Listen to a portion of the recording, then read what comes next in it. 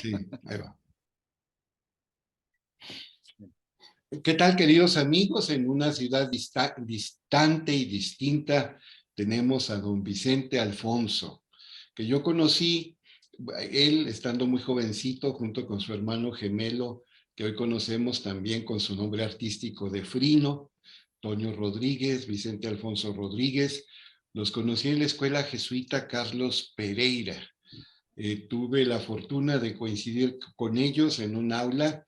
Yo era el betarro, ellos eran los jóvenes. Les daba, creo que la materia de etimologías y si mal no recuerdo también ciencia política. Ujú. En la Pereira, cuando estaba en Torreón Jardín, en el año asiago de 1994.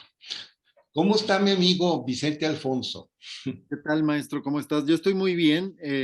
Digo maestro justamente porque tú dices que tuviste la suerte de coincidir. La suerte fue para nosotros y lo hemos dicho muchas veces y no será esta la excepción. Eh, Tuvimos la suerte de tenerte como profesor y seguimos teniendo la suerte de tenerte como maestro.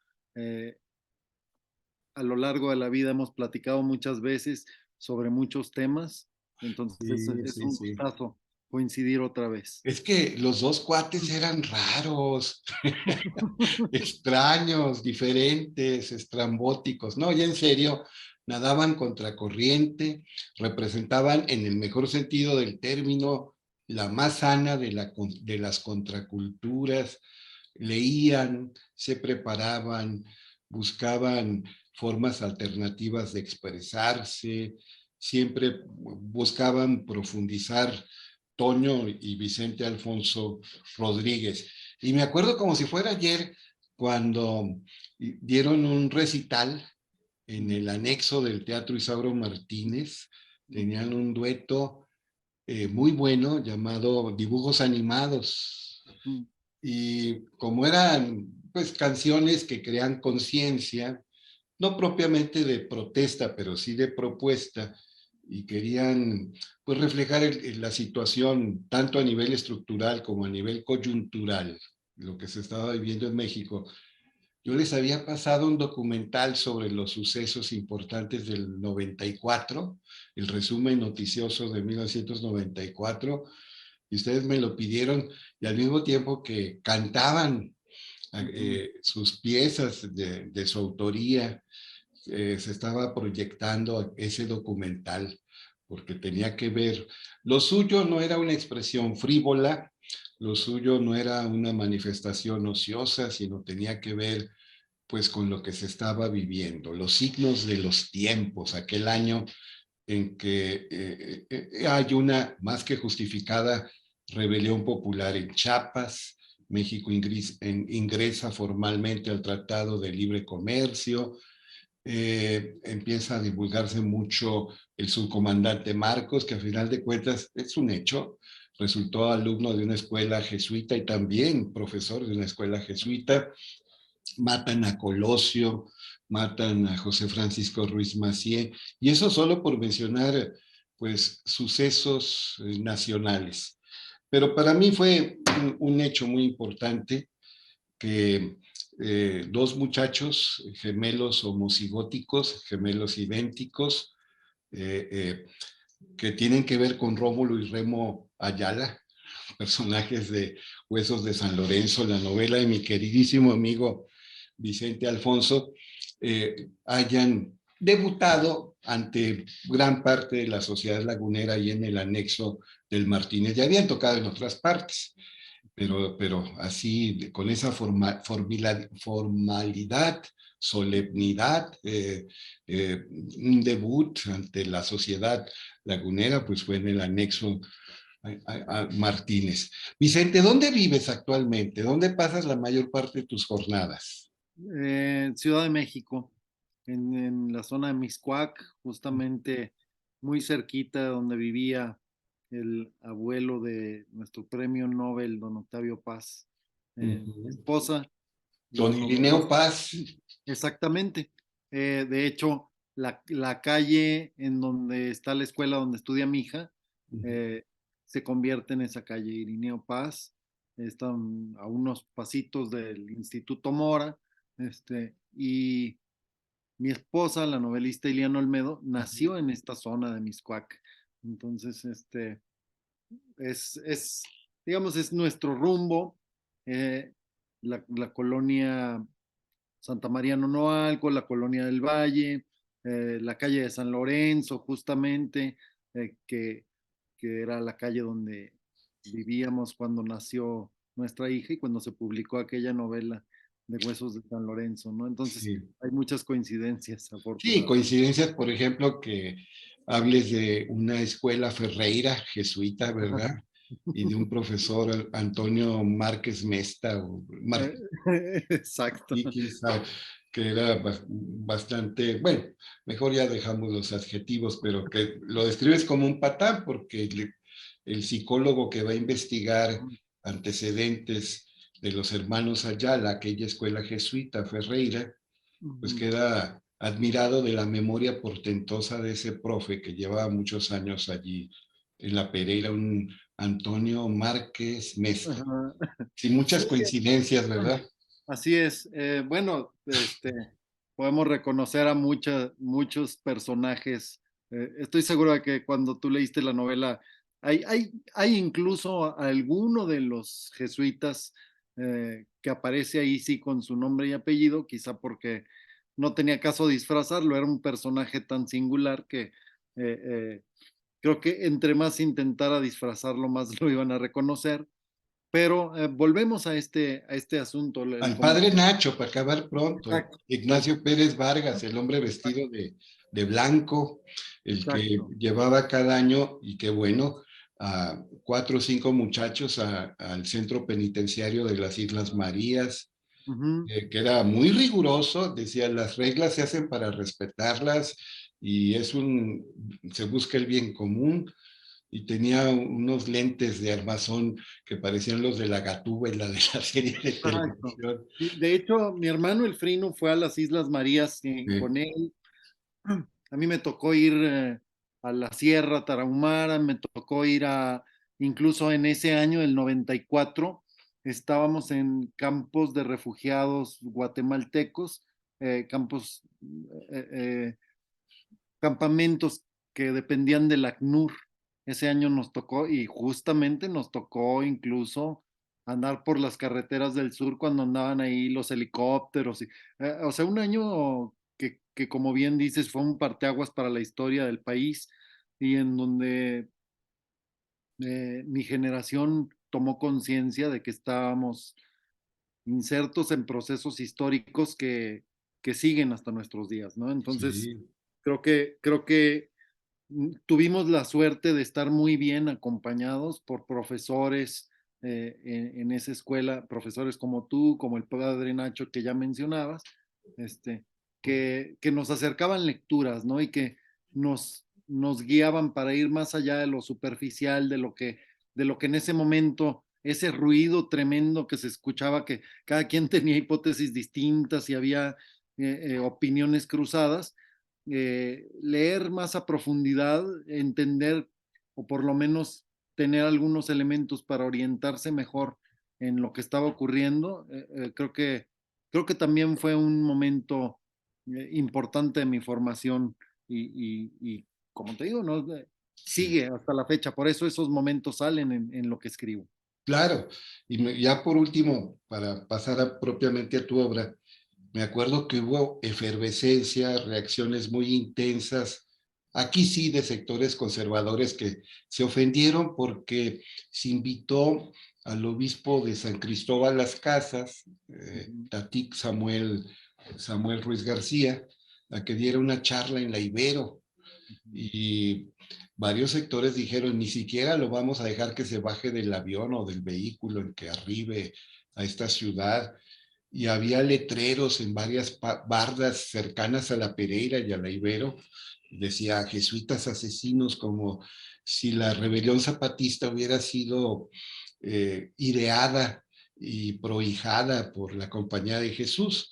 Pues bueno, pero lo que es un hecho es que ustedes eran sanamente diferentes, tenían mayor conciencia, mayor sensibilidad, y por algo también les dio por las artes.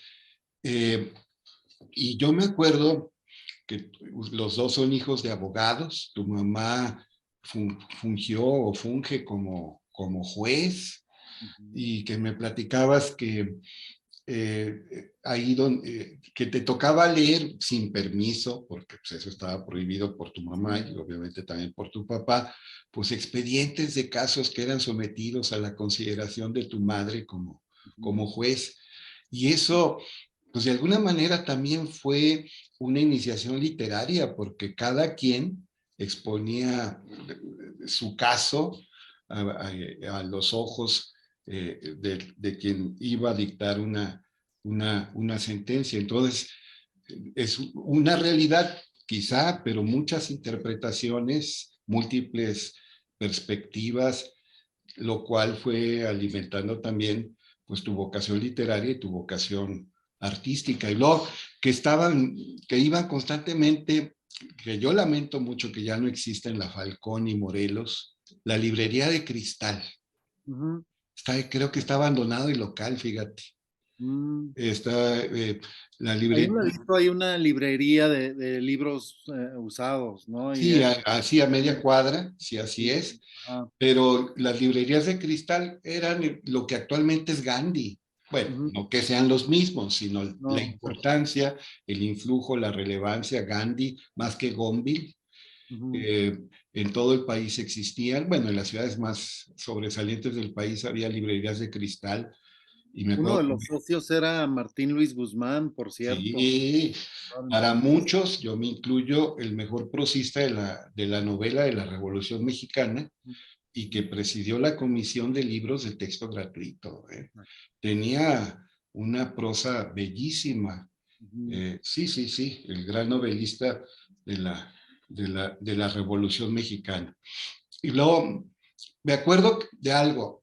eh, yo, de manera personalísima, siendo un niño, que no me lo impusiera mi papá o alguna maestra o profesor, el primer libro que por iniciativa propia leí fue Las aventuras de Tom Sawyer, Ujú. de Mark Twain. Y yo me acuerdo como si fuera ayer, porque la memoria es la inteligencia de los tontos, y esa inteligencia sí la tengo, que me dijiste que para ti había sido muy importante, Ujú. ¿cómo se llama? Samuel L. Clemens, Mark Twain. Ujú. Pues tú leíste mucho también a Mark. Aún lo leo, aún lo leo. Justamente en aquellas lecturas, cuando íbamos al juzgado con mi mamá, el Frino y yo, justamente esa librería de cristal estaba en la parte baja del edificio, y entonces nosotros, en lugar de asumirla como librería, la agarramos de biblioteca. El encargado era muy buena persona y nos dejaba sacar los libros, incluso llevárnoslos a la escalera o al juzgado, y los regresábamos. Y uno de los libros que más nos impactó fue justamente El Príncipe y el Mendigo, de Pues Twain. habla de gemelos. Exactamente. Bueno, habla de más bien como de clones, ¿no? Sí, del socia, ¿no? El fenómeno del Así, doble. Y, de y Plauto. Plauto fue el que escribió de Socia. Bueno, yo lo leía con Yato, con Socia, que todos tenemos un doble en alguna parte del mundo. Exacto. Plauto con los menegmos, ¿no? Estos hermanos que Mm. son separados al nacer, ¿no? Que ahora ya se conoce incluso ese argumento justo como separados al nacer, pero son dos gemelos y años después se encuentran justamente en un mercado, ¿no? Bueno, pues a nosotros nos parecía, la historia de Twain no es así, la historia de Twain es, digamos, el heredero de la corona en Inglaterra nace exactamente al mismo tiempo que un niño en una familia muy pobre, pero son idénticos. Y en algún momento el niño está jugando, el mendigo está jugando en los alrededores del palacio, pasa por ahí el príncipe y se dan cuenta que son idénticos. Entonces le dice, pásale, se cambian de ropa y en eso entran los guardias, dicen, hay un intruso en el palacio, agarran al príncipe vestido en harapos y lo sacan, ¿no? Pero eso que exige de los lectores como un pacto de lo que le llamamos pacto ficcional, ¿no? Que es hasta dónde estoy dispuesto a creer esta propuesta del autor. Para nosotros no existía porque nos pasaba todo el tiempo, ¿no? Sí. Si un ¿Ustedes sí profesor se nos veía, cambiaban de ropa? a veces Ah, ni cambiándonos de ropa, pasaba en la escuela, ¿no? Que si uno tenía clase en el laboratorio, iba caminando y un profesor lo veía, le decía, pero tú te deberías de estar en tu salón. No, profe, es que yo, vete a tu salón. Y a veces era, pues ya parte de la vida cotidiana esa confusión. Entonces, pero no lo creo hacían a propósito, no que pretendían no, engañar. ajá, no, era parte de la cotidianidad, ¿no? Y Porque entonces, tuve alumnos en el ujú, colegio americano, los hermanos Arturo y creo que Adolfo Franco, uno de ellos actualmente es cineasta, el otro es un financiero exitoso, los dos morenitos, pues, sumamente inteligentes, así como ustedes, y ellos sí, a propósito, se metía, estaban en salones diferentes, pues se aburrían de la clase y intercambiaban adrede a propósito en el americano on purpose ujú. sus lugares. Ustedes no hacían eso. No, un par de veces nada más, quizá para algún examen difícil. Yo estudiaba química, el Frino estudiaba álgebra y ahí dobleteábamos, ¿no? A la hora de presentar los exámenes, pero en realidad no era una práctica tan común, porque nos causaba cierto conflicto, como le pasa a los personajes de Twain y a los de Plauto y a los de Shakespeare que retoman la obra de Plauto, ¿no? Y luego él escribe una cosa que se llama la comedia de enredos, que también se queda como una etiqueta para el género, ¿no? Y entonces, desde ese momento, Twain se vuelve para mí y hasta la fecha uno de mis autores favoritos. El otro es García Márquez. Pero yo, porque pensaba, bueno, este autor sí sabe lo que me está pasando, ¿no? En ningún momento leí El Príncipe y el Mendigo como una novela fantástica, sino como una obra del más absoluto realismo. Decía, seguro en el mundo hay mucha gente a la que le pasa eso de tener a alguien idéntico, ¿no? Entonces, eh, curiosamente, ahora que he leído mucho a Twain y he investigado, me doy cuenta que hay resonancias que no captaba al principio, pero que ahí estaban. Twain era hijo de un juez. Entonces, también en su obra hay constantemente como estos dilemas éticos en donde es el lector el que tiene que dirimir, ¿no? No se ve tanto en Tom Sawyer, pero sí se ve mucho, por ejemplo, en Huckleberry Finn o en una novela mucho menos conocida que se llama Pudd'nhead Wilson, en donde es incluso la primera novela en donde las huellas digitales de un criminal ayudan a solucionar el caso. Entonces, hasta el género policíaco aportó Twain de refilón, ¿no? Es un autor genial. Fíjate que cuando los jesuitas que estaban en la Pereira, lo digo en broma, se hicieron ateos, Ujú, ellos querían dar mis materias y me ponían a mí a dar clases de teología. Entonces ujú, no me arrepiento, fue una experiencia que me gustó. Tuve que leer mucho de teología, cristología, sagradas escrituras, fui bien asesorado para que ellos dieran las materias de ciencias sociales y de filosofía que yo acostumbraba a dar. ¿A dónde quiero llegar?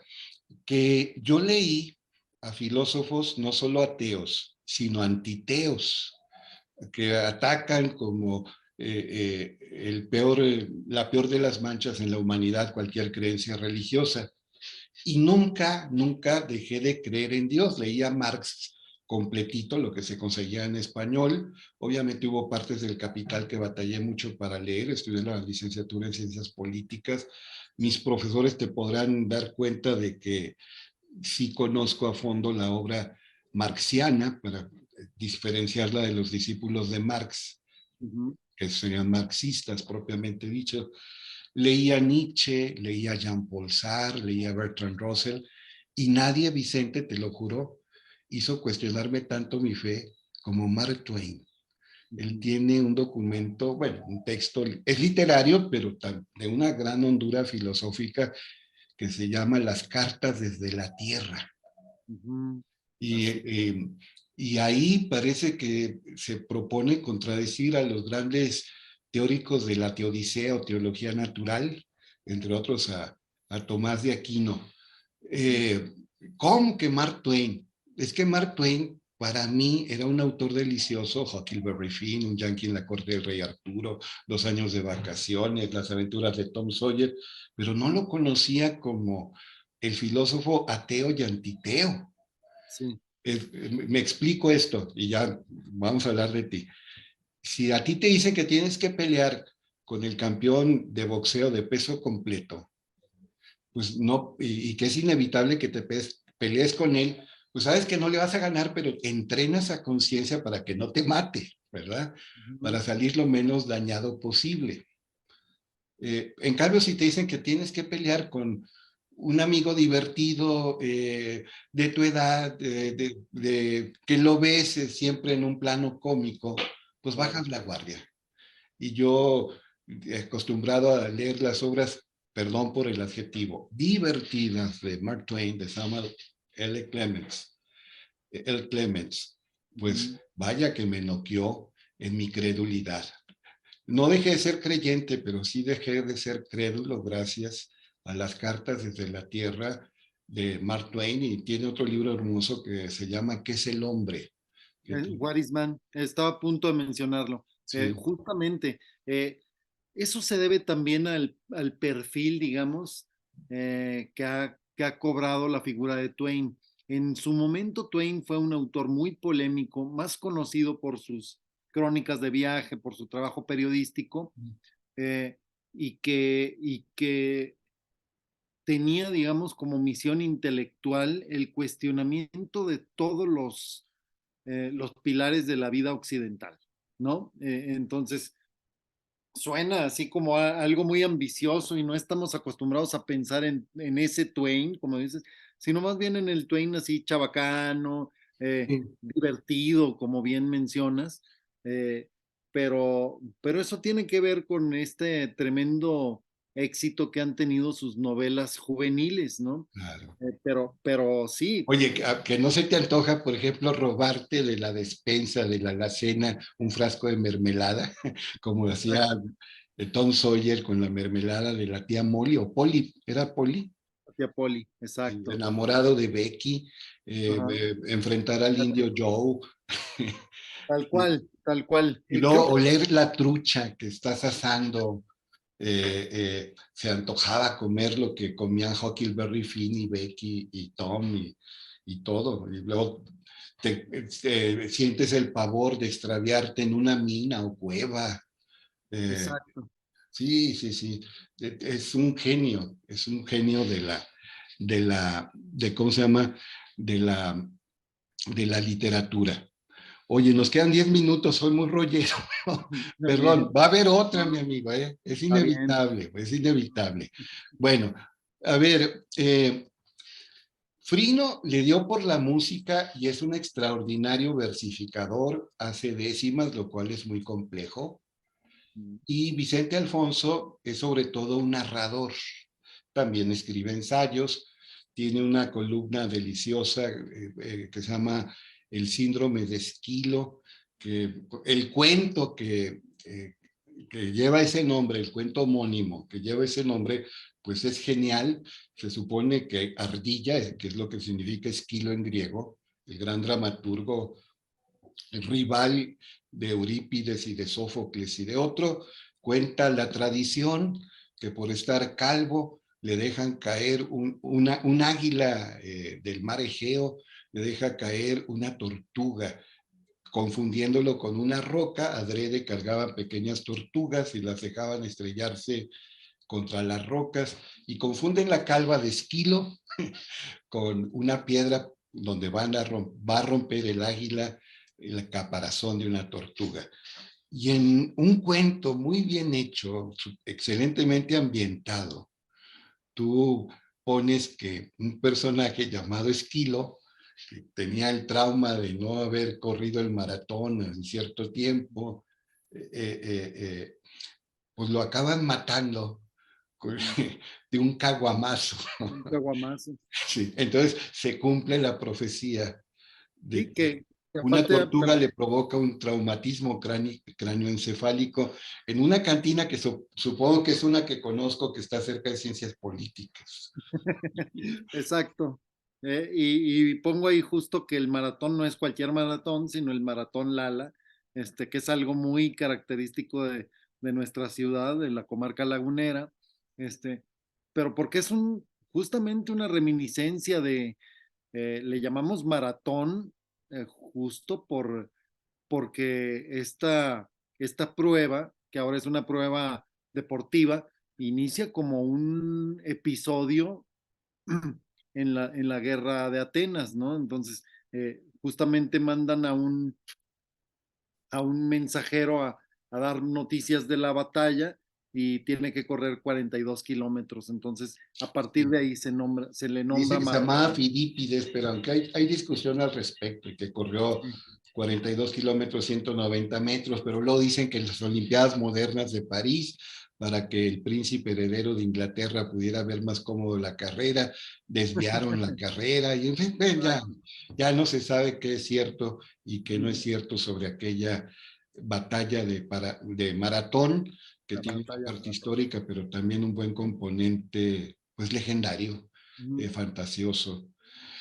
Oye, mi amigo, y tú has ganado pues todos los premios, pues, a pesar de tu corta edad, y no estoy quedando bien contigo, eres el principal escritor de tu generación, tienes 45 años, naciste en el 77, mi respeto para otra gente relativamente joven, digo relativamente, pues un viejo como yo, pues, pero sin duda, con una obra traducida a varios idiomas como Huesos de San Lorenzo, y que estuviste estudiando en Carolina, la Universidad de Carolina, que estuviste preparándote también en Crónica allá en Argentina, que has viajado por el mundo, eh, que dónde estás instalado en ninguna parte, tú eres trashumante. Igual que tu hermano, pueden tener una base de operaciones, pero son nómadas del arte, son trashumantes de la creación. Y ahora, ¿en qué andas metido, mi amigo? Pues acaba de salir una novela que la tengo aquí a un ladito, que justamente algo tiene de precuela de Huesos de San Lorenzo, se llama La Sangre Desconocida. Todavía está por llegar a librerías, yo acabo de recibir los primeros ejemplares, eh, pero bueno, decía Hemingway que cada novela publicada es un león muerto, ¿no?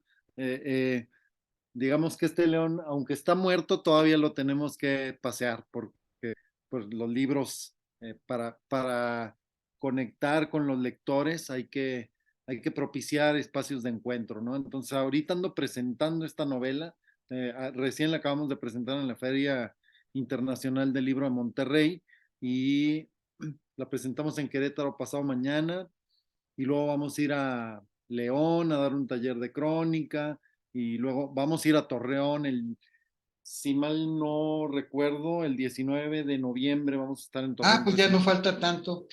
Ya falta muy poquito. Este, pero aparte, pues estoy siempre escribiendo, ¿no? Después digamos, del periodo, estuvimos en Guerrero, tanto mi esposa como yo, estuvimos viviendo en Guerrero un par de años, un poco más de un par de años. Hice algunas crónicas que justamente obtuvieron el Premio Bellas Artes de Crónica, pero que yo sentía que todavía podían redondearse más. Y entonces seguí reporteando el tema, ¿no? Porque digamos que se ha dicho mucho que Guerrero es una especie de laboratorio de hacia dónde pueden avanzar ciertas cosas en el país. Y yo pienso que asuntos justo como, por ejemplo, la policía comunitaria eh, o los temas de justamente de impartición de justicia desde instancias populares, me parece que son una discusión fundamental, ¿no? Estuve leyendo, se cumplen 50 años de la publicación de un libro muy importante para los estudiosos del derecho, que es Teoría de la Justicia, de John Rawls, Y entonces, estos últimos tiempos he estado reflexionando sobre lo que significa la justicia y cómo construimos la justicia, ¿no? Entonces, eh, eh, tenemos un país con cárceles atiborradas y se ha dicho mucho también que, pues, que esos esquemas de procuración de justicia son obsoletos y que las cárceles a veces son verdaderas universidades del crimen, ¿no? Entonces, A este, veces. ¿cómo le hacemos para construir desde otro lado, ¿no? Para construir la justicia. Pues esos son los temas que traigo ahorita, ¿no? Estoy escribiendo sobre el tema. Ya La sangre desconocida, esta novela, ya trae eso. Este, pues otra vez, ¿no? Porque de aquel punto de partida que era acompañar a mi mamá al juzgado, a mis padres, pues los dos andaban en ese ámbito. Mi padre es abogado, fue maestro también, Ujú. siempre estaban asesorando gente, hacían mucho trabajo social con comunidades de campesinos, con colonos de colonias periféricas. Como el Eh, papá de Octavio Paz. Ujú, exacto. Entonces, ahí le queda uno, ¿no? Justamente. Ahí Paz tenía un contrapunto muy interesante porque su padre y su abuelo eran de signo político distinto, ¿no? Entonces, era otra vez estos debates tan intensos, seguramente lo nutrieron mucho a él. Creo que el principal beneficiado por esos debates, fue el mismo Paz, ¿no? Claro, claro. Oye, ¿tienes tiempo para seguirle? Iniciaron, Sí, le bueno, seguí. porque ya se está por concluir este periodo de Zoom Ujú, y, pues, la gente te quiere escuchar más. ujú. Entonces, salimos de Zoom y volvemos a entrar. Vamos, sí, volvemos a entrar. Mi amigo Vicente, pero espero que no te vaya a pasar lo que al papá de Octavio Paz, que defendió a zapatistas, de latifundistas, y cayó en el alcoholismo y parece que murió despedazado por el tren, ¿eh? Tuvo una muerte muy, muy, muy, muy cruel.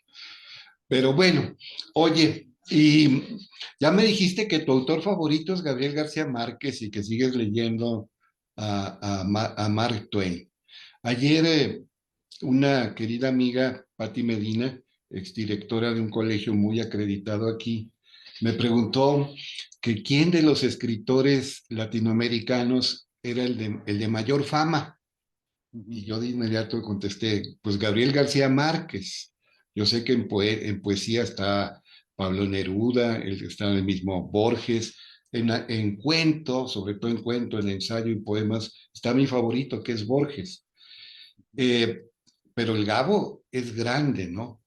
Y sumamente grande. Yo creo que su trascendencia en el siglo XX es incomparable con cualquier otro, por lo menos autor de narrativa en idioma español. Yo prefiero a Borges, que son cuentos como narrador, y escribe ensayos y poemas, pero tú siempre has preferido a Gabriel García Márquez, ujú. Sí, tiene que ver con, también creo yo, con mi doble oficio, ¿no? De periodista. narrador y periodista. Y también, por supuesto, con el hecho de que, bueno, ya era mi autor favorito, yo creo que desde como los 13 años, es decir, desde aquella época en que nos dabas clase, ya, porque justamente ahí en la Pereira nos pusieron a leer a García Márquez, pero ¿Y qué leyeron? ¿Cien años de soledad o qué? leímos Crónica de una muerte Ah, anunciada, Cien años de soledad y El coronel no tiene quien le escriba. pues sí. Ahora, confieso que en ese momento, ahora yo uso mucho la obra de García Márquez para dar talleres, eh, y, y bueno, algo que es fascinante de García Márquez es que tiene muchos niveles de lectura. O sea, se preocupa por poner anécdotas, historia, tensión, para los lectores que son como muy inmediatos, muy superficiales, y si uno le empieza a rascar, encuentra ahí cosas fascinantes, ¿no? Entonces, este, ya era mi autor favorito cuando me vine acá a la Ciudad de México a vivir, pero tuve la fortuna de conocerlo, de estar en un taller con él, y creo que también escuchar de viva voz sus conceptos como este de la carpintería narrativa, que es el que ahora yo aplico en mis talleres. Creo que también acabó de echarle ahí el remache a mi fascinación por su obra, ¿no? Por ejemplo, creo que su obra periodística ha sido muy poco observada. Por supuesto, es un autor, como bien dices, su fama es incomparable, pero creo que también juega en su contra esta fascinación que tuvo el mundo por el boom latinoamericano, y por el hecho de que este boom se convierte en una etiqueta, ¿no? O sea, cuando uno menciona a García Márquez, luego de inmediato vienen como en cascada los conceptos Macondo, las mariposas amarillas y Mauricio Mauricio Babilonia. Babilón. Entonces, pero García Márquez era alguien también que hace un intenso trabajo por los derechos humanos en América Latina, Claro. por digamos, muy poca gente sabe que tenía una fundación que se dedicaba, bueno, a hacer labor para liberar presos políticos, ¿no? Su cercanía de muchos gobernantes, no solo con Fidel Castro, sino con muchos gobernantes de la región latinoamericana, le permite este, ser un factor de influencia que destrabó muchas cosas. Por ejemplo, muy poca gente sabe que era correo privado entre Bill Clinton y Fidel Sí, Castro. eran muy amigos, Bill Clinton y Gabriel García Márquez. Exacto. Y entonces, a mí esa parte es la que más me gusta de García Márquez. El García Márquez que estaba muy atento, ahora está como serie de televisión Noticia de un secuestro, pero él hace este libro que es un reportaje que publica en el 96 sobre esta serie de secuestros de periodistas y personajes notables en Colombia por parte de los extraditables, este grupo de capos de la mafia colombiana, justamente porque sabe que su palabra va a ser un factor importante en el proceso de pacificación de Colombia. Entonces, ese García Márquez que tiene un pie bien puesto en la tierra y en la historia y en la actualidad del continente americano, y digo continente no solo América Latina, sino incluyendo los Estados Unidos, me parece fascinante. Ese es el que más me gusta. Claro, por supuesto. Y es mexicano, Vicente. ¿Cómo que es mexicano? Nació en Aracataca, Colombia, pero vivió más en México que en Colombia. Sí, Pasó la mayor parte de su vida adulta en México, aunque tuvo largas estadías o estancias, mejor dicho, en Europa también, pues es más mexicano que los chilaquiles. El- dicen que para que alguien a lo largo de su vida tiene que eh, tener un hijo, escribir un libro y sembrar un árbol, ¿no? Eso dice el dicho. Curiosamente yo el año pasado estuve becado en un recinto que es, bueno, la casa donde García Márquez escribió Cien años de soledad, que está en el barrio de San Angelín, acá en la Ciudad de México. Se convirtió ahora en un centro de promoción de la literatura. Y uno de los programas que tienen es un programa internacional de escritores, becan escritores para escribir novelas, ¿no? Y, y parte de la beca es tener un lugar de escritura en la casa donde García Márquez escribió Cien años de soledad. Yo tuve la suerte de estar becado ahí, fui el primer escritor residente ahí bueno, por circunstancias del destino, ¿no? Todavía en plena pandemia. Y entonces ahí solía ir a escribir. Durante 4 meses estuve ahí escribiendo. Y me di cuenta que García Márquez escribió Cien años de soledad. Ahí nació uno de sus hijos, aquí en México. El otro ya había nacido en Colombia. Este, pero no escribió cualquier libro. Sus hijos pues son notables artistas hoy, y aparte plantó un árbol, ¿no? Entonces, como dices, hizo toda una vida aquí en México. ¿no? Tuve la Oye, suerte de pero estar ahí. en los primeros capítulos de Cien años de soledad hay una discusión entre Úrsula Iguarán y José Arcadio Buendía. ¿La tierra es donde uno entierra a los muertos o donde uno pare los hijos? ¿Cuál será más Exacto. tierra?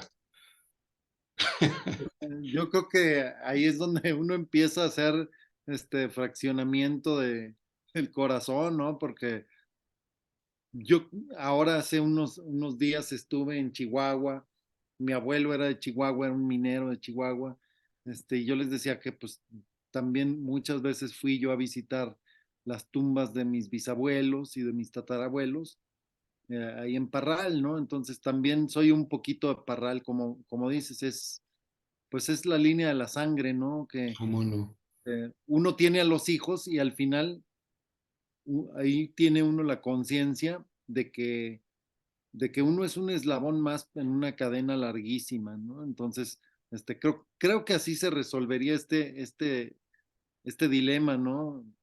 Uno, al final uno es el eslabón entre sus muertos y sus hijos. Y me acuerdo que te gustaba leer a José Emilio Pacheco, ¿todavía? Muchísimo, muchísimo. Respeto mucho al ¿Como maestro, poeta o como narrador? ¿O los como dos? las dos cosas, como las dos cosas. Recién platicaba en Saltillo, también estuve en Saltillo el viernes y platicaba con estudiantes, una anécdota que me gusta mucho del maestro José Emilio Pacheco. Eh, eh, un libro tan importante para nuestras letras como El Bestiario de Juan José Arreola, Ujú. fue un libro dictado. Arreola tenía un bloqueo de escritor, un caso gravísimo de bloqueo de escritor. Ya le habían pagado el adelanto del libro y no lograba ni siquiera escribir una página, ¿no? Pero Arreola era un muy buen charlista. Se la pasaba platicando y en el taller contaba anécdotas y todo eso. Entonces, tenía 4 alumnos en su taller. Eran Fernando del Paso, Eduardo Lizalde, Vicente Leñero y José Emilio Pacheco. Entonces, creo que era buen profe, ¿no? Porque Oye, de José ahí, Agustín también reconoce que fue su maestro, ¿eh? por supuesto, está José Agustín, está mi maestro Federico Campbell, que es el maestro Y más Elena cercano. Poniatowska lo reconoce como maestro y como padre de su hijo, Exacto. papá de Exacto. Orso. Y entonces en este bloqueo terrible que tiene Arreola, a uno de sus alumnos, justamente José Emilio Pacheco, perdón, se le ocurre, llega y le dice, a ver, profe, dícteme. Y en una semana acaban el libro, ¿no? Entonces, lo recuerdo porque dice José Emilio Pacheco en un texto que se llama Amanuense de Arreola. Dice, cuando llegue a los infiernos y los demonios me pregunten yo qué hice en la vida, no voy a decir que escribí libros, sino diré con orgullo, fui amanuense de Arreola, ¿no? Sí, Yo el que creo que tomaba el Pacheco dictado es grandísimo, de Juan José grandísimo. Arreola. Maravilloso. Oye, ahorita mencionaste que Gabriel García Márquez insistía en que el escritor es como un carpintero. Ujú, Y yo recuerdo perfectamente porque tenía el vicio de escuchar a Arreola todas las noches en Vida y Voz, donde él salía con una capa draculesca y peinado, le esponjaban el cabello, hablaba una hora todas las noches, improvisaba, hablaba ad libitum, era el maestro de la narrativa oral, ujú, Juan José Arreola, que él decía que el escritor es como un orfebre, y decía, ujú, mi modelo es Giovanni Papini. Giovanni Papini se concentraba en una página, trabajaba una página, y yo que soy menor que Giovanni Papini, pues me concentro en un párrafo. ujú. Giovanni Papini tiene páginas perfectas y yo espero tener algún párrafo perfecto. Sin duda. Sí. Ahora, Arreola también tenía, bueno, él tenía tíos herreros y tíos orfebres, lo dice en sus memorias.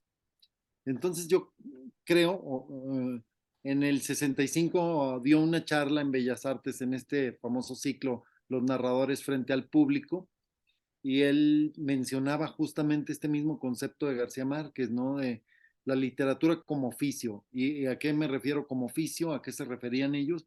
A que tiene un conjunto de técnicas que se van heredando de una generación a otra, ¿no? A mí me gusta mucho ver la literatura así. Este, tuve la suerte de aprender de Federico Campbell muchas de ¿Cómo estas no? técnicas, de García Márquez, Federico de Campbell lo conociste en Proceso, ¿no? Tú también trabajaste en Proceso. yo estuve escribiendo en Proceso un par de años, ya no estaba Campbell ahí. En realidad yo admiraba mucho a Campbell desde antes porque estudié periodismo y llevábamos su manual de periodismo, ¿no? Eh, Y también llevaste el de Leñero y Carlos el de Marín. Leñero. Y también de Leñero fui alumno, Y estuve no en su taller. mencionaste a Carlos Marín, ¿verdad, Adrede? No, porque luego se No te divorciaron simpatiza. y él sacó, Leñero sacó su nombre del manual, del célebre manual, me acuerdo, me Ujú. contaba mucho esa anécdota, este, pero justamente yo conocí a Campbell porque él presidió el jurado del primer premio literario que gané, que fue bueno, de novela. Fue el Premio Nacional de Novela Policíaca y me acuerdo que el jurado era justamente eh, Federico Campbell, Enrique Serna No más, y no más. Francisco Torres. Así es. Y Puro entonces grande. cuando me dijeron quién era el jurado, les dije, miren, son mis superhéroes, Vacas ¿no? sagradas. Entonces, me importaba más que fueran ellos el jurado al premio en sí, ¿no? Pues cómo no. Y a partir de ahí empecé a convivir muy estrechamente con el maestro Campbell. Nos veíamos una o dos veces por semana, pues hasta que murió. Y hoy yo soy su albacea literario. Por supuesto, todas las decisiones que hay que tomar las consulto con su viuda, la maestra Carmen Gaitán, pero pues ellos mismos lo decían, yo lo sigo diciendo, pues fueron eh, una familia para mí. Oye, pues es que te codeas con grandes entre los grandes. Por ahí leí una recomendación de no le pierdan la pista a Vicente, nada menos que por tu tocayo Vicente Leñero. Ujú. Luego conociste a Magdalena Mondragón y todo, ¿no? No, a doña Magdalena no, pero a Enriqueta Ochoa Ah, sí. Enriqueta Ochoa, cierto. Sí, Sí, sí, pues sí, sí. eh, algo, digamos, es una de las ventajas de andar picando piedra en este oficio, ¿no? Sí, sí, me acuerdo que te invitó cervezas y todo, que le dijiste Sí, que eras paisano y que se sí, portó excelente anfitriona contigo. Sí. sí, llegué a su casa y me dijo, ¿no quiere una cervecita? Le dije, no, maestra, ¿cómo? No, estaba yo frente a la autora del Retorno de Electra y de Las Urgencias de un Dios. Dije, no, Bueno, yo. si Juan Rulfo decía que la cerveza era como miados de burro en Lubina, pues tú Sí, también. Oye. ¿Y qué cerveza fue? Di el comercial completo, Vicente. pues no me acuerdo de cuál era, Para saber qué le pero gustaba a ella, digo. seguramente yo creo que era Corona, Ujú. porque yo le dije, no, maestra, ¿cómo cree? Me dice, ay, me hubiera gustado brindar con un paisano. Dije, ¿usted sí va a pedir? Sí. Pues entonces sí, ¿no? Te Porque sacrificaste. ¿cómo va uno sí, cómo va uno a desairar a la maestra, ¿no? Y sí, acabamos ahí brindando, ¿no? No me acuerdo si en esa u otra ocasión Ujú. también fue el Frino, ¿no? Y estuvimos platicando y decía que le fascinaba ir a Torreón porque decía, no, apenas salgo, llego y salgo a la calle y me encuentro un amigo y me invita a una carne asada y luego voy a otro lado y me encuentro otro amigo y me invita a una discada. Unas Dice, gorditas, la laguna es comida, o sea, es la reliquia. luz y la comida. Y la luz se nota mucho en su poesía, ¿no? No hay poema en donde no esté presente la luz del desierto, ¿no? Enriqueta Ochoa. No, pues también participaste en la obra colectiva convocada por nuestro amigo Jaime Muñoz, Coral a Enriqueta Ochoa. Exacto, cuando ella falleció. Sí, a mí también me pidió que escribiera un texto para aquel homenaje póstumo a doña Enriqueta Ochoa. Oye, y mencionaste un individuo, un tal Frino, que yo lo Ajá. conocí como Antonio Rodríguez y que tiene múltiples talentos incontables, pero ha destacado como autor de décimas y autor de canciones, sigue muy activo. Oye, corrígeme si me equivoco. Eh, Vicente Leñero escribió el Evangelio según Lucas Gavilán Ujú. y tu hermano hubo una época que usó como seudónimo Lucas Gavilán, ¿no? Así es. Ah, No, entonces sí me acordé. Te digo, la tienes una memoria es la memoria inteligencia de los privilegiada. tontos. Privilegiada, maestro. No, no, ¿qué te puedo decir? Sí, no, me da miedo que ahorita me digas, me debes una tarea del tercer semestre cuando fui tu profe, porque Sí. sí, veo que nada se te escapa. De hecho, el Frino tiene íbamos también a visitar a Leñero, porque conocimos al maestro Leñero en un taller que dio en el anexo al Teatro Isauro. Entonces, Ajá. fíjate, empezamos platicando de cuando tocábamos ahí en el Isauro. En el anexo al Isauro nos pasaron muchas cosas, ¿no? Ahí fuimos durante muchos años al taller del maestro Saúl Rosales, ¿Cómo ¿no?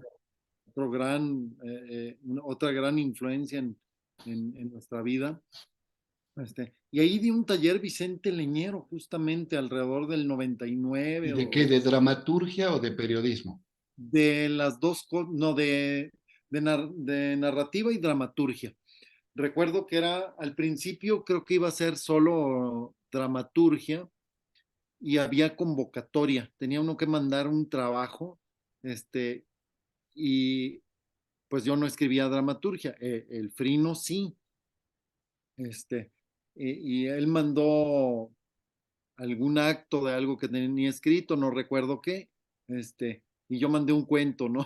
Y dije, vamos a ver si pega, ¿no? Y para mi sorpresa, el maestro escogió a varios cuentistas, por ejemplo, un autor que es un amigo muy querido, Luis Jorge Bone, que es de Ah, claro. Huila. Ahí nos conocimos, el Bone y yo, porque él también tuvo la puntada de mandar un cuento, y luego dijo el Leñero, bueno, pues yo había convocado a dramaturgos, pero se fueron por la libre los que mandaron, alguien mandó un capítulo de novela y también quedó, dijo, si no les molesta, vamos a tallerear aquí, pues novela, cuento, lo que ustedes quieran, ¿no? Y fueron, pues no me acuerdo, creo que duró una semana, este, y estuvimos trabajando muy de cerca, ¿no? Y, y yo tenía en ese momento el proyecto de escribir una novela policíaca, y y me regaló un ejemplar de Los Albañiles, me acuerdo, estuvimos platicando sobre varias de sus novelas, ya había leído yo Los Periodistas, había leído Estudio Q, había leído El Garabato, y me regaló Los Albañiles y me puso ahí una dedicatoria que era como un reto, un desafío, y me puso en espera de su novela terminada, ¿no? Entonces, cuando terminé la novela y salió premiada, fui y se la dejé a su casa, a su estudio, me había dado su teléfono, le hablé por teléfono, me dijo, tráeme este, un engargolado, un manuscrito acá a la casa. Y pasaron meses y digo, pasarían unos 3 meses y un día me llamó por teléfono, me dijo, oye, acabo de leer tu novela y me encantó. Ah, bueno, no me dijo me encantó, me dijo, acabo de leer tu novela, ¿puedes venir mañana? Sí, sí, pues dije, yo voy, ¿no? Cancelé lo que tuviera que hacer y ahí estaba yo aprontado. Dije, o me va a regañar o me va a felicitar, pero Viniendo llegué. de él, Ajá, cualquier cosa es buena viniendo de él. exactamente. Si son correcciones, pues las hago, ¿no? Encantado. Y estaba en su estudio, llegué yo y me dijo, saca la hoja que está en la máquina, porque todavía usaba él máquina de escribir, nunca quiso usar computadora. Y Dicen que fui a su también Julio máquina Scherer, ¿verdad? Julio Scherer ajá, también prefería la máquina al y, procesador de la computadora. y fui a su máquina y saqué la página, me dijo, a ver, léela, y era justamente un texto muy elogioso, ¿no? Y me dice, si te sirve para tu novela, es tuyo. Le dije, no, claro que me sirve. Me dice, ¿qué hacemos? ¿Qué le quitamos? ¿Qué le cambiamos? ¿Qué le añadimos? Le dije, nada, maestro, pero así yo pues como el chamaco que está frente a Pues su cómo no, poeta favorito, le dije, profe, nada más hágame un favor, sí, fírmemela, porque si no, no me van a creer que usted opinó eso, ¿no? Que es una página muy elogiosa. Y le puso ahí, con sinceridad, Leñero. y esa hoja la tengo por ahí todavía enmarcada. No, hombre, qué sonso, véndela. No, no, No te esa, creas, no esa te no creas. la vendo, esa No, no la vendo nunca, por nunca mente, como dice el ranchero. No, pero sí vale, ya en serio, sí tiene valor económico, sí, crematístico, pecuniario. sí. Claro que sí. Uno de los grandes, don Vicente Leñero. Oye, Vicente, y sigue siendo de izquierda, ¿verdad? Y veo que eres simpatizante de la 4T y me acuerdo que alguna vez leyendo uno de tus textos decías que un parte de tu ritual era escuchar la mañanera. Ujú. Todavía, Sí, por supuesto. Eh, yo creo que admiro mucho a personajes como José Revueltas, que por cierto, eh, hablaba mucho con Leñero de José Revueltas. Eh, José Revueltas, y lo van a ver ustedes si es que voy a hacer un comercial, ¿no? Acá está como personaje José Revueltas. Yo creo que lo que le podemos aprender a Revueltas, entre muchas cosas, es la capacidad de ser, de, digamos, de militar en alguna idea sin dejar de ser crítico, ¿no? Revueltas fue muy, muy criticado pues porque, escribió el ensayo para un proletariado sin cabeza, sí, donde criticaba a exactamente, los comunistas dogmáticos. y nadie se lo quiso publicar y lo publicó de su bolsa, y publicó también Los días terrenales, y justamente Neruda vino a regañarlo en 1950, y yo lo pongo de epígrafe. Pues eh, todavía vivía Stalin y hay que reconocerlo, mi amigo. Félix ajá, Neftalí Reyes Basoalto, mejor ujú, conocido con el nombre de Pablo y el apellido checo de Neruda, era ujú. stalinista. Sí, sí, sí, hizo odas para Stalin, Sí. y regañó, diciendo, por las venas de aquel noble José Revueltas que conocí, circula una sangre que no conozco. En ella se estanca el veneno de una época pasada con un misticismo destructor que conduce a la nada y a la muerte, ¿no? Con esas palabras le exigió, eh, Neruda a Revueltas en un congreso que retirara su novela Los días terrenales, porque era crítica con los comunistas, ¿no?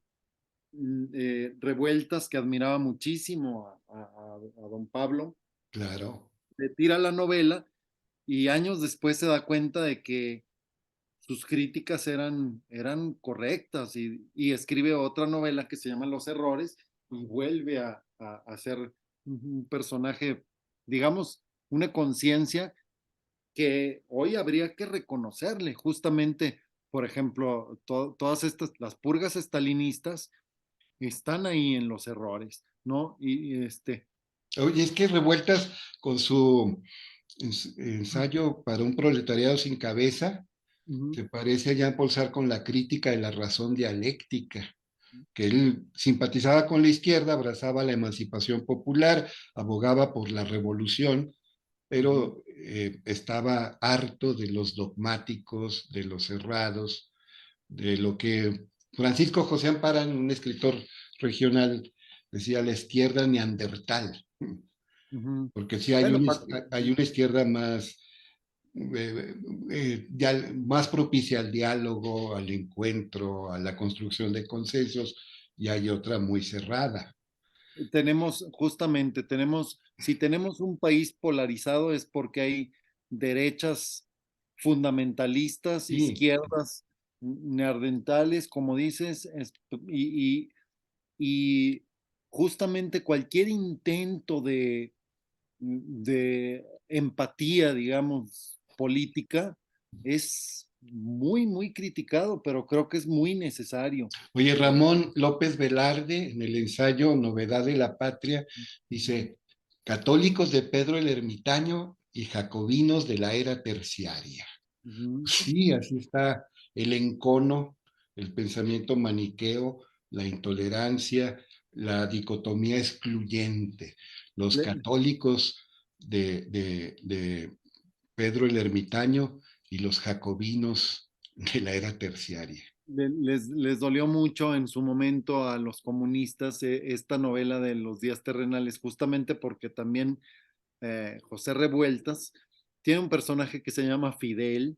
Ujú. Es un personaje que está en una casa de seguridad de la célula comunista.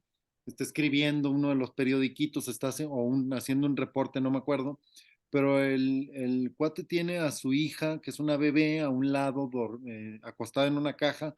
Está enferma la niña y, y él está haciendo este informe o este escrito y la niña termina falleciendo, ¿no? Y llegan los compañeros y le dicen, no, no, ahorita es más importante esto, ¿no? Y luego le llama ese personaje, Fidel, le llama el cura rojo, ¿no? Entonces, creo que pisó callos eh, eh, con con su crítica justamente a los dogmatismos, porque no estaba criticando las ideas de la izquierda, No, claro que no. sino los dogmatismos, ¿no? Eh, yo lo rescato ahí en esta novela, justamente porque me parece que en este momento volvemos a vivir esas polarizaciones en donde, ¿qué sentido tiene que haya diálogo si ya tiene uno las conclusiones desde antes, ¿no? Parece el meme de donde está la funcionaria de alguna de los funcionarios del INE y dice, ya tenemos los resultados, ahora nada más faltan las elecciones. Este, es lo mismo con Sí. cualquier debate de pronto en nuestros días, ¿no? La gente ya tiene conclusiones, llega a los debates con conclusiones ya prearmadas. Yo creo que nos falta eso, ¿no? Nos falta aprender a acercarnos a todos, ¿no? Y en ese sentido, no niego ni negaré que soy de izquierda y siempre he permanecido muy firme en la izquierda sin dejar de ser crítico y sin dejar de reconocer que también en la banqueta de enfrente puede haber ideas muy valiosas y personajes muy valiosos. Tengo muchos amigos que, con los que difiero en las creencias políticas y no por ello eh, soy ciego ante el valor de sus obras o de sus ideas, ¿no? Oye, José Revueltas, pues tenía de hermanos al pintor Fermín Revueltas y sobre todo al extraordinario músico Silvestre Revueltas. ¿Tú has oído hablar de los hermanos Rodríguez, Vicente Alfonso y Frino? Pues también Ujú. una familia de talentos así notables, don Vicente Alfonso y Frino, como Silvestre, como José y como, como Fermín. Y lo estoy diciendo en serio, ¿eh? Muy, muy, muy, muy en serio. No, pues te agradezco las porras, maestro. Creo que curiosamente los revueltas Silvestre aconsejaba mucho, como, aunque era músico, aconsejaba mucho a José. Él era el hermano menor. El Benjamín, Exacto. Y José termina una novela, que es su primera novela, que es El luto humano. Bueno, escribió una anterior, pero no la publicó. Y escribió El luto humano.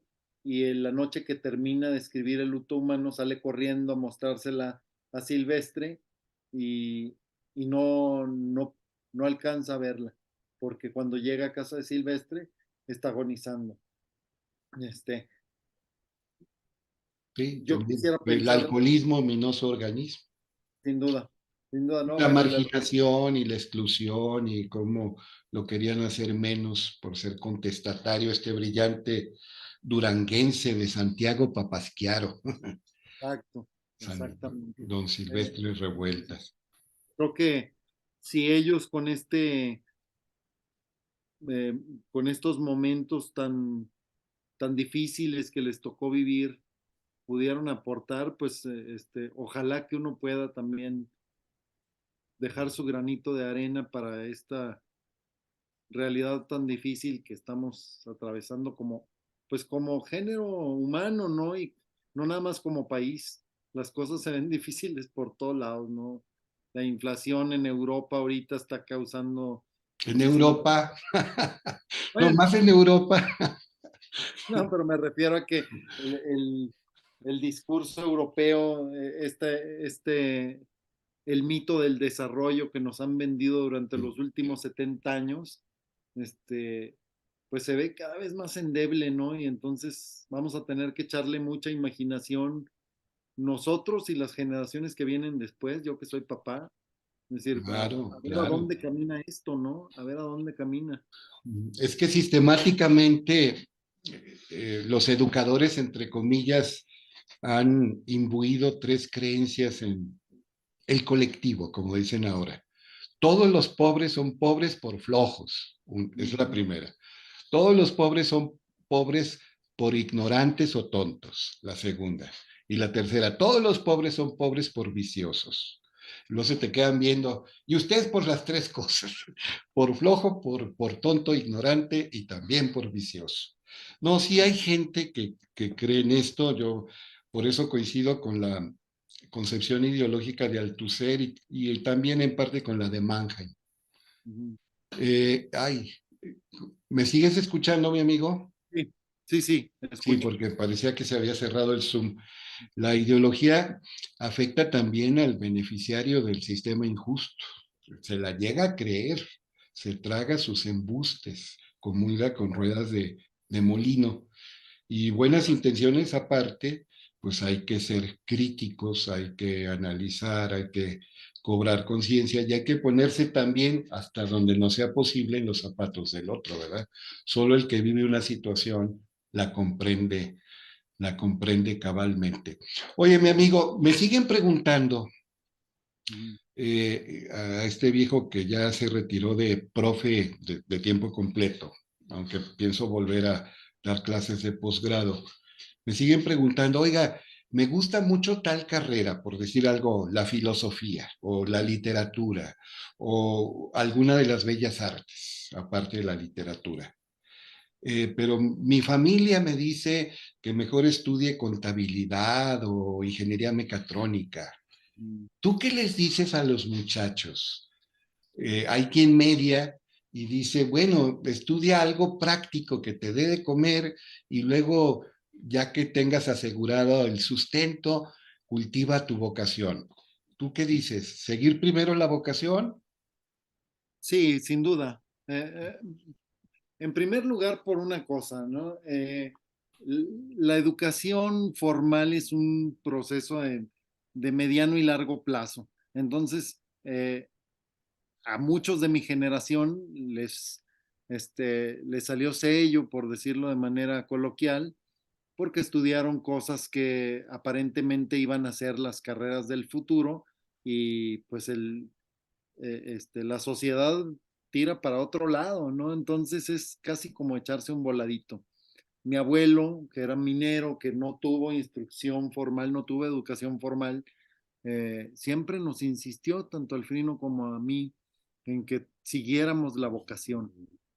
Y, y yo creo, es el caso, yo pues no me va mal, ¿no? He podido vivir, no me quejo de lo que puedo darle a mi familia, lo que podemos darle tanto a mi esposa como yo.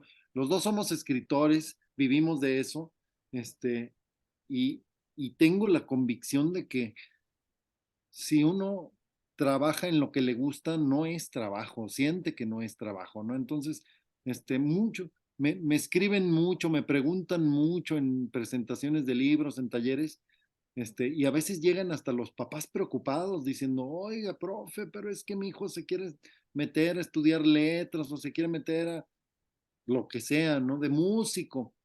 Adelante, adelante, porque sin duda yo creo que hay que seguir la vocación y creo de verdad que sin duda si uno hace lo que le gusta, tiene muchísimas más probabilidades incluso de tener cierto éxito financiero, porque otra vez vuelvo, ¿no?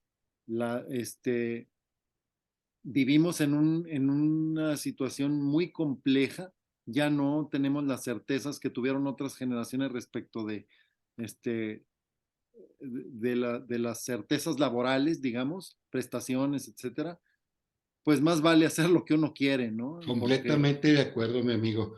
Y ustedes, tanto Frino como don Vicente Alfonso, son un ejemplo, son un paradigma porque escucharon su voz interior, hacen lo que les gusta y no es trabajo. Y te comprometo porque estamos a punto que se acabe esto. Cuando vengas aquí a Torreón en noviembre a presentar tu libro, vamos a tener un diálogo en vivo sin tener el cronómetro de Zoom. encantado, Un encantado. abrazo, Vicente. Un abrazote, maestro. Siempre un placer hablar contigo. Gracias.